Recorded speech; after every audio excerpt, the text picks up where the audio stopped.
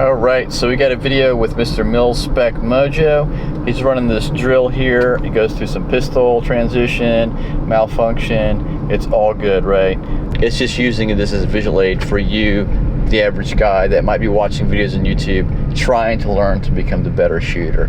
Where's my background on this information coming from? I train with John McPhee, and this is what I've learned through taking classes with him. So these are techniques that are going to help you become a faster, more efficient shooter, and we're just using guys on the YouTubes as a visual aid. All right, we're looking at the malfunction clearance here, and let's talk about it. So first of all, doing he's doing basically a rack bang, right? Why would you do a tap rack bang versus just a rack bang, right? So obviously he was shooting before this, and so it wasn't an issue with like he loaded the magazine improperly, which is generally the biggest occurrence of like a failure to feed. Is basically you put the mag in too lightly, it didn't load one into the chamber, and then you click and then you tap rack bang. Here he just shot a round, so most likely he's got a bad round, so what he's doing is just racking the gun as quick as possible, getting back to shooting. Totally cool with that.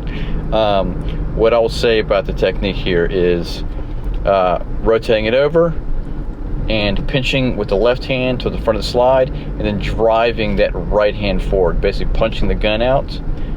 That gives you a ton of leverage, right? Versus trying to hold it still and racking it with the left hand. You hold the gun still, slide still with the left hand, and you punch the right hand. Great technique. This will help you power through like a really stuck case or whatever it may be, right?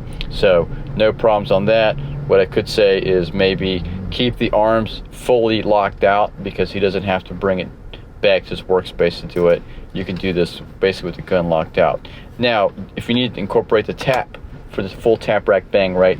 So you load a new mag, you did it too softly, and you get a click. Okay, so again, for the click signifies tap rack bang, mushy trigger signifies something more complex, which is the rip drill, which is essentially you are lock and slide back, removing the source of feed, letting the slide go home, and then you're putting a new magazine in and then racking it again.